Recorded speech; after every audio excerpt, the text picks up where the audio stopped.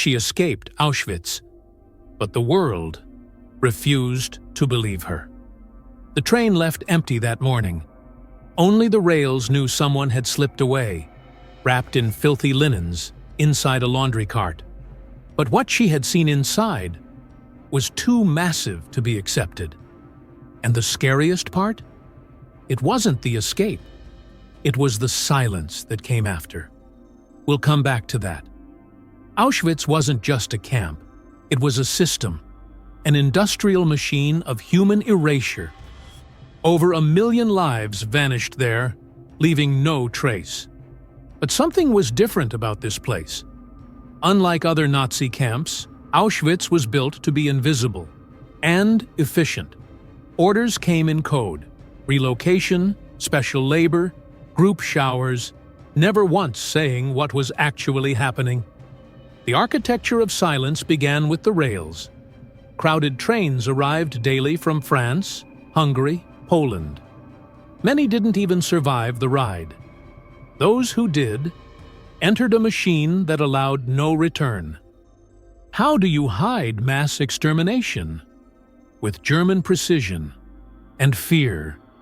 Prisoners forced to work the crematoria, the Sonderkommando, lived under constant threat.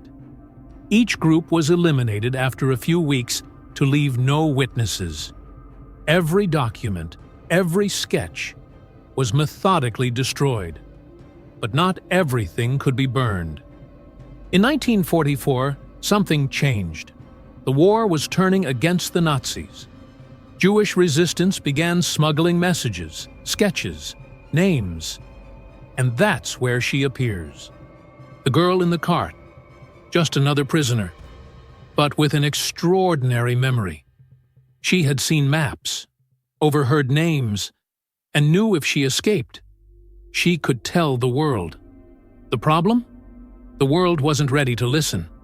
She didn't know the commander's name, but she knew the smell of fear and where the incineration ducts were. That day, she pretended to faint during her shift. Working with soiled laundry from the medical wing, she already knew what she was looking for. A heavy canvas cart used to move corpses and sometimes bloodied clothing. She waited for the perfect moment. The guard was distracted. The boilers were louder than usual. She curled herself into the cart, hidden in filthy linens, holding her breath for nearly an hour. The trip was short and far too long. Every wheel's squeak felt like a sentence, every stop a verdict. But no one looked inside. No one noticed. A fugitive was riding through the camp. When the cart was left outside the transport block, she waited another 20 minutes. The sun was already setting. Wearing a stained uniform and keeping her face hidden, she ran. She slipped through a maintenance gap in the secondary fence, slept under trees, drank from puddles, and after 3 days, she reached a village in the Silesian countryside. But what awaited her there wasn't salvation. It was a second camp, invisible, built from closed doors and deaf ears. She arrived with bleeding feet covered in mud. She didn't ask for shelter. She asked for paper. She needed to speak. Before the details began to fade, she sketched the layout of the barracks from memory, marked the position of the tracks, described the constant smoke rising behind the warehouses, where no one ever came back.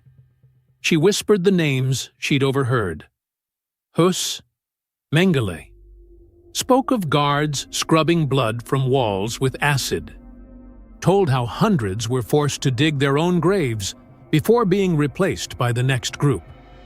But when she finished, the room went silent. Some Red Cross staff glanced at each other. One muttered, "She's exaggerating." Another noted, "Signs of post-traumatic hysteria." She pressed on, spoke of underground crematoria, of suffocating boxcars, of the constant stench of burned hair. But one detail sealed her fate.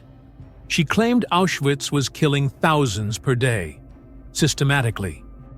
And that, at the time, was too much to believe. The officer in the room wrote in her file, "Incoherent report. Requires rest and psychological evaluation." And that's when she understood. Escaping was the easy part. Convincing them was impossible. But the resistance she faced wasn't just doubt. We'll come back to that. She began to notice a pattern. The more she insisted, the more they looked at her with pity or irritation. They said, "You're safe now." Or worse, "You need to forget." But she didn't want comfort. She wanted investigation, justice, a voice. What she didn't know, yet, was that the war had its own priorities. In 1944, the Allies were focused on the Normandy invasion, advancing against the Axis and maintaining fragile cooperation with Stalin. Exposing Auschwitz publicly meant admitting they knew about the mass killings and had done nothing. It meant diverting military resources to bomb railways or crematoria. It meant confronting their own strategic silence. Behind closed doors, reports similar to hers reached England, Switzerland, the US. Some matched in dates, locations, names, but they weren't shared. They were filed away, classified, or simply ignored. Because to acknowledge meant to act. And action was more than they were willing to risk at that stage of the war. She wasn't discredited by accident. She was discredited because her story was inconvenient. And this is where the story shifts. Years later, leaked documents would reveal something even darker. She wasn't the only one who tried to warn the world, but she may have been the first to be silenced deliberately. Decades later, an incomplete dossier was found in the archives of Bern. Inside, a hand-drawn sketch of a camp. It matched her description exactly. In another document, stamped "Raw Intel, Unverified," her name appeared underlined. Beside it, "Do not publish. Risk of negative moral impact."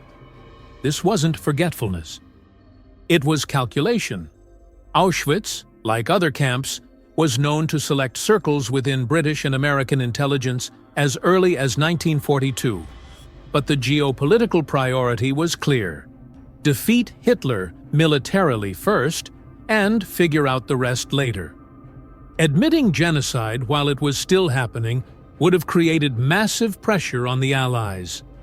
Public outcry might have forced rail bombings, prisoner rescues, or unwanted negotiations with Stalin. She was, therefore, a liability, a strategic threat. Her story was too accurate to ignore, and too true to accept. And here's the point. She wasn't dismissed by mistake. She was silenced because her truth exposed not only Nazi crimes, but the cold, calculated inaction of those who claimed to fight for justice. And the world wasn't ready for that. The official story said she was traumatized, that her memories were broken, that there wasn't enough evidence to support her claims. But over the years, every part of her testimony was confirmed. The names, the rail routes, the underground facilities, all of it was true. Did she live to see that? No. She died before the archives were opened. But she left a trail. And now the world knows. She escaped Auschwitz in a laundry cart and tried to warn humanity. What you heard here is a fictionalized reconstruction based on multiple real escape accounts and testimonies that were silenced during the Holocaust. Stories like those of Verba and Wetzler, whose warnings were ignored for months, or countless women whose names were never even recorded. Maybe the most horrifying part isn't what they did to the bodies, but what they did to the truth. Because when truth is inconvenient, it dies twice. First with the victims, and then with the silence of those who could have spoken. If this story moved you, remember this: nothing that happened at Auschwitz makes sense in isolation. Unless you understand the real forces at play in the 1940s, politics, war, power, you'll never fully grasp any story from that era.